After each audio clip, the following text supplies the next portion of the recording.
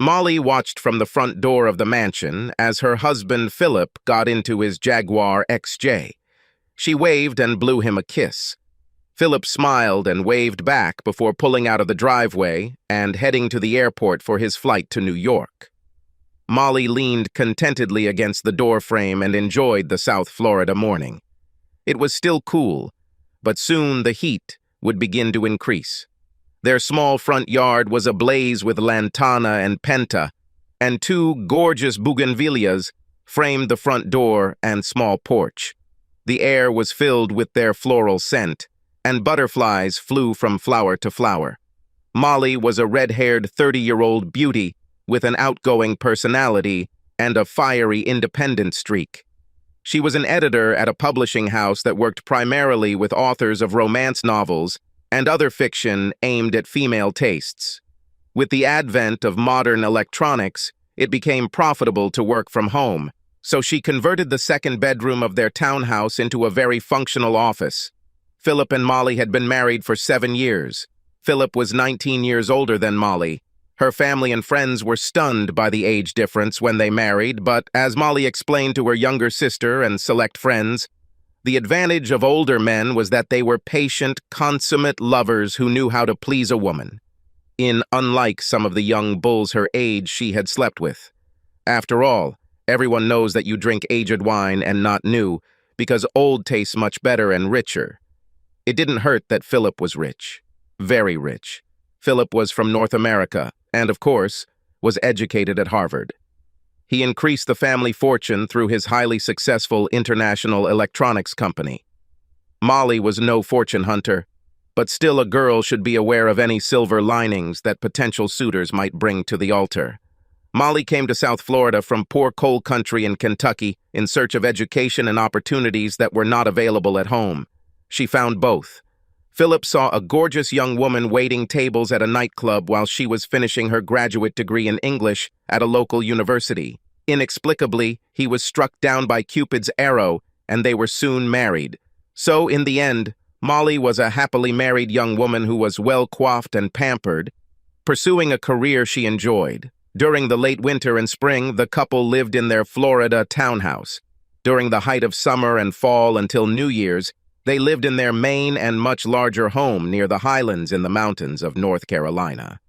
It was a real mansion with several year-round servants and all the trappings of truly rich people. The South Florida townhouse was their personal retreat for just the two of them. Philip's business often required 1 or 2 trips per month, usually lasting 3 to 5 days, sometimes more. This was not a burden for Molly, as she had a job, several hobbies, and was an avid fitness enthusiast. In addition, the townhouse was only 2 blocks from the beach, and a half-mile away was also a beachfront strip of upscale shopping, restaurants, bars, and nightclubs with various entertainment options. She and Philip visited there often, and when he was away, she also visited them without hesitation. After all, she was a grown, modern woman. Molly watched her husband disappear on the way to the airport.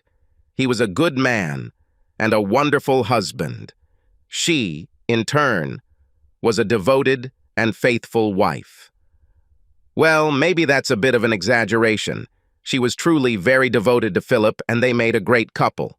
But she was also a vibrant, young, and very sexy woman with an older husband of a different generation. This combination sometimes leads to unpleasant complications. 3 or 4 years ago, Molly began to succumb to the siren song of carnal temptation in Philip's absence. She may have lost her way once or twice over the years. No, that's not entirely correct either. Perhaps there was more to it than that. Let's just say she was a friendly, easygoing woman with a healthy carnal appetite and leave it at that. In times past, the husband had complete ownership of his wife and her precious physical assets. In today's world, a husband's rights to his wife's physical property are more like a lease agreement than a sales agreement. Therefore, when the tenant, the husband in this case, is unable to use the said premises, it makes sense for the landlord, the wife in this case, to sublet her assets to another man in the absence of the main tenant. In this case, one can view Molly's extramarital activities as those of a prudent businesswoman maximizing the return and use of her valuable carnal assets, which are in significant demand on the open market. After all, Molly was just a spoiled young woman, fooling around occasionally for fun and excitement, but with no serious intentions. Philip was a cosmopolitan, highly educated socialite with brilliant business abilities. He was a convinced realist and had no illusions. He knew that men would propose to his sexy young wife as soon as his back was turned, and his young wife will be strongly seduced by young stallions of her age. How could it be otherwise? This is an ancient tale, often told in literature and played out in life. Philip believed that he had a Ferrari as a wife. Such a treasure had no value locked in the garage. Sometimes a Ferrari has to be allowed to run wild on the open road. If one wants to enjoy driving such a magnificent piece of physical art, one must also accept that there may be speeding tickets along the way. Philip was tolerant of his young wife's potential sexual peccadillos. They didn't have an explicit agreement, but he was thoughtful in his actions, and she was reserved. Philip kept his wife informed of his schedule and tried not to show up at home unexpectedly. And most importantly, he did not poke his nose into other people's affairs. Molly, for the most part, limited her flirtations to times when he was traveling. Such dates also tended to be limited to their time in South Florida. There were servants and too many friends and relatives back in North Carolina to be promiscuous without causing a public scandal. But here in South Florida, they were far from their usual social environment, and the area was overrun with vacationers and snowbirds escaping the winter weather. In this anonymous mass, prey was plentiful and easy for such a sexy, young creature like Molly. Molly looked outside, towards the beach. Andre walked briskly just in time. He was a slender, dark-haired, cheerful man about her age. She waved enthusiastically and smiled happily. Andre waved back. Last year, Andre asked Molly to dance at a nightclub, and one thing quickly led to another. He was a Parisian and apparently wealthy, as he took a month off every spring to vacation in South Florida.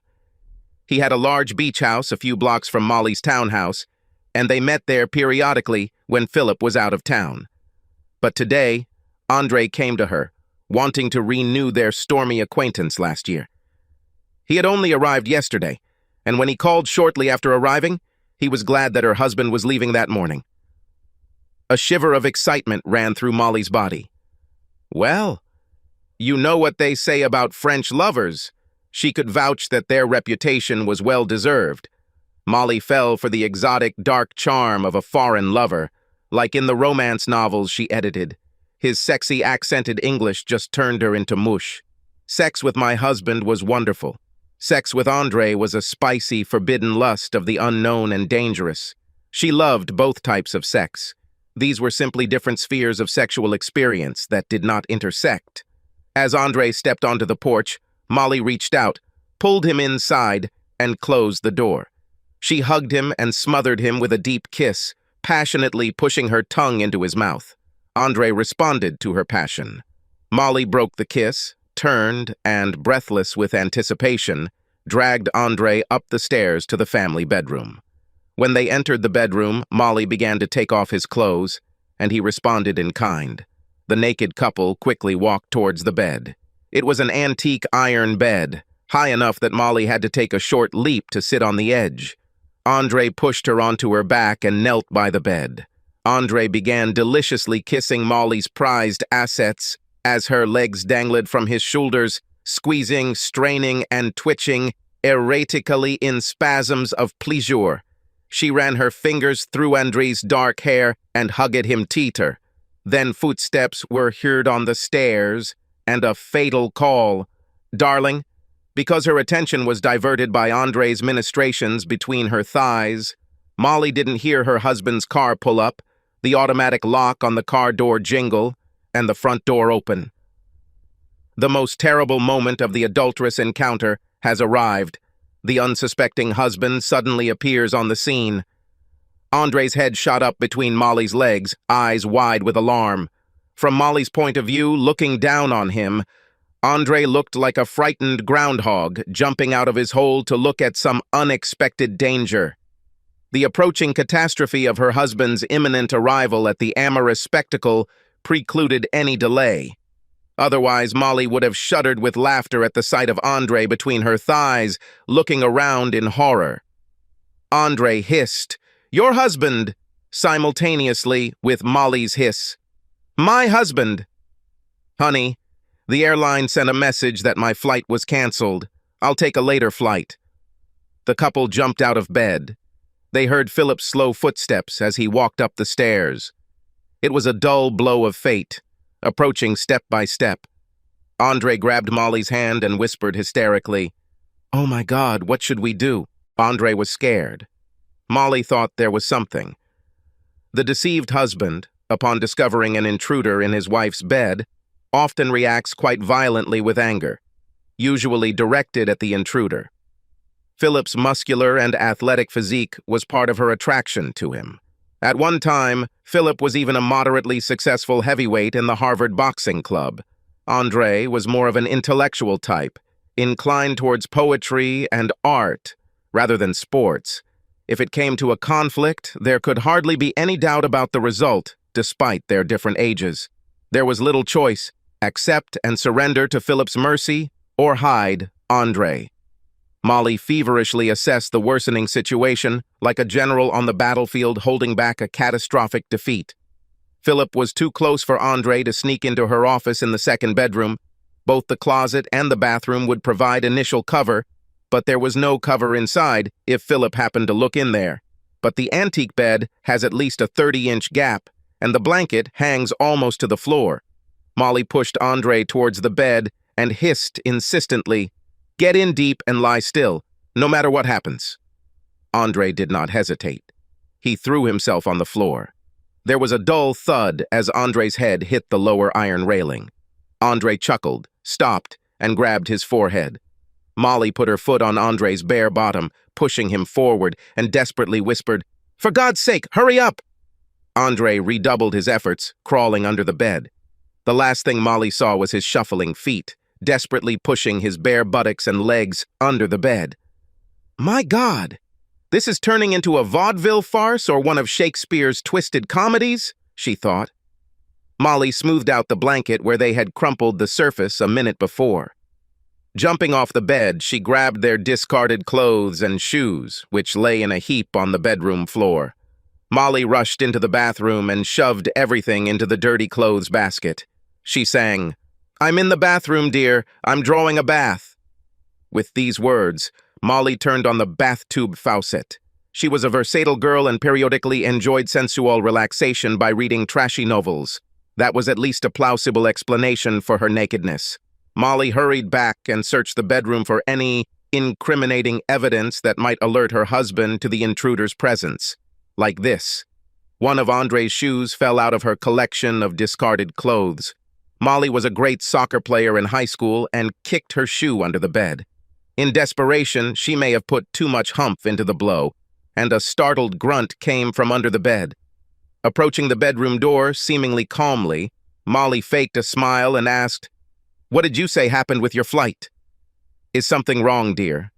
Philip walked through the bedroom door.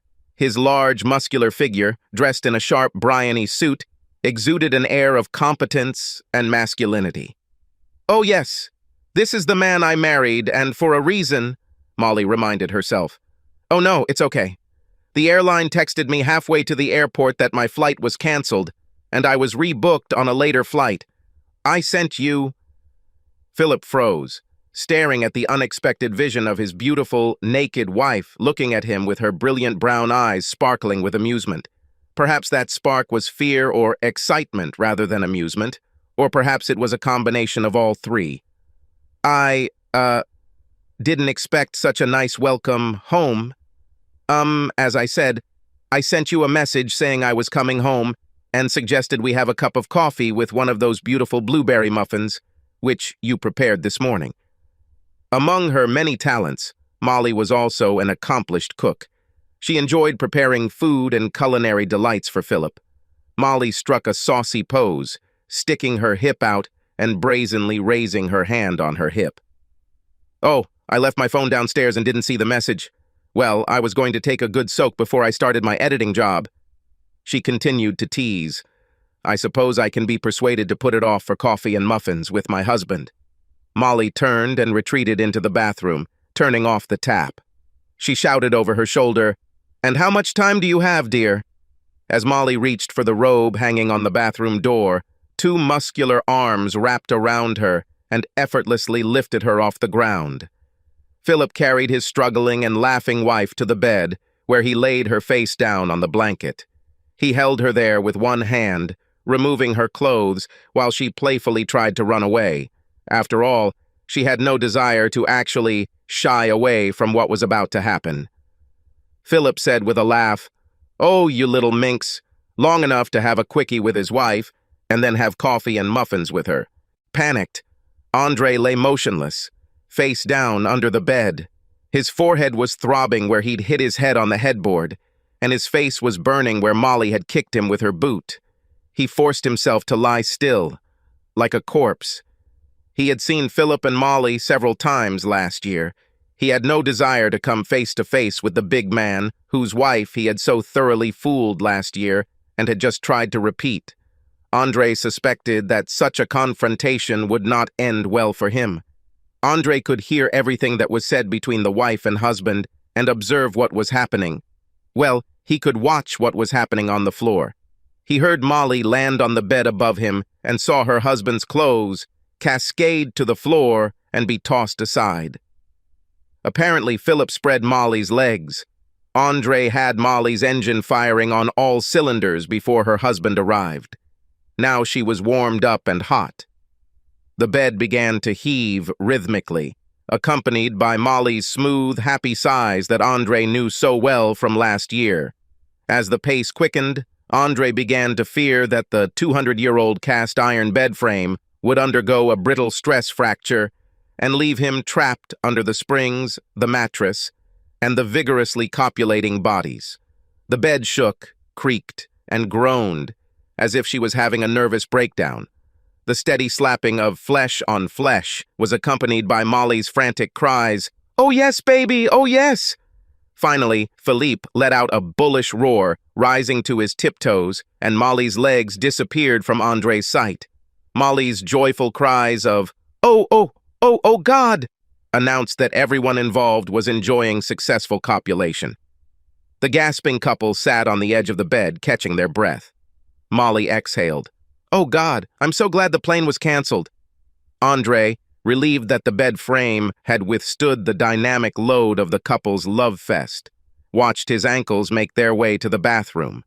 Molly pushed Philip towards the shower and ordered, "Take a quick shower, get dressed, and come back. I'll make fresh coffee and heat up the muffins." Molly grabbed her robe from the back of the bathroom door and put it on. She blew a kiss to her husband while he was taking a shower, and then returned to the bedroom. Molly tiptoed over to the bed and knelt down to look under it. She covered her mouth to suppress a giggle. Naked, Andre lay motionless right under the place where her husband had just turned off her light. The absurd irony of the situation tickled Molly's funny side. A nasty, yellow-blue welt from the bed frame formed on Andre's forehead, and his right eye began to turn black from the blow from the boot. "Oh, you poor thing," Molly exclaimed quietly. She put her finger to her lips and whispered, "Shh, do not move. The floor squeak. He will hear you. I'll come for you when everything is clear." Andre nodded, indicating that he understood. Molly stood up, collected Philip's clothes from the floor, and took them to the bathroom. Then she went downstairs. A few minutes later, Philip got out of the shower, got dressed, and also went downstairs. Andre remained as motionless as a church mouse. He had not the slightest desire to meet Philip in his native lair. As he became increasingly tense, lying motionless in his cramped sanctuary, Andre could hear Molly's sweet, melodious voice and the richer tones of Philip's voice interspersed with light laughter as the couple enjoyed coffee and muffins. A congenial couple sat directly under the place where the wife's upset and beaten lover was hiding. Finally, Molly looked at her watch and exclaimed, "Honey, that was great. But if you're going to catch the plane, you need to get going." Philip winced. "You're right. It really was great, but I have to go." The couple kissed warmly at the door, and Molly watched her delightful husband drive away for the second time that morning. As Molly turned to walk up the stairs, her phone on the table by the door buzzed with an incoming message. There were 2 messages from Philip, an old one about a canceled flight and his return home, and a new one that had just arrived. "Thank you for a wonderful morning. Don't have too much fun without me today." And a winking emoticon. Molly sat down on the steps with a mysterious smile, looking thoughtfully at the message. Andre still acted like a good boy and hid under the bed, waiting for her to free him. He could have waited a little longer. She needed to think about it. Does Philip somehow know about Andre? The mention of today's fun and the winking face made her think, but it can also be completely innocent. It was unclear how Felipe could have guessed Andre's presence, but she also knew that Philip was a spice. He would put Sherlock Holmes to shame. Did he put his wife on top of her lover on purpose, just for fun? Or out of spite? Or was it just a coincidence? Who knows what conclusions Philip, with his brilliant mind, might draw about today? Molly often wondered if her husband suspected or guessed about her sloppy occasional forays beyond marital boundaries. She, of course, appreciated his obvious tolerance and leniency towards her sins and tried to keep everything a secret so as not to embarrass her husband. Molly sat on the stairs for several minutes, deep in thought. Philip was truly one of those one-in-a-million husbands. He was much older, and there were pros and cons to having such a husband. In Philip's case, the pros definitely outweighed the cons. She reminded herself grimly that those women with husbands around the same age would have much more time to enjoy with their husbands than she had with Philip. Perhaps it's time to grow up and take your marriage more seriously. Molly quickly typed a message to her husband. It was written there, "Plans have changed, dear. First I'll take out the trash, then I pack my things and catch an afternoon flight to New York. Tell the Four Seasons front desk that your wife will be joining you at this time." She closed the message with the same winking emoji he sent her, and after that, Philip alone drove a hot and lively Ferrari, and there were no fines for speeding. Subscribe to our channel so that your second chaff doesn't cheat on you, and go ahead and listen to the next story, because this story is nothing compared to the next one. If you're under 18, don't even think about listening to the next one.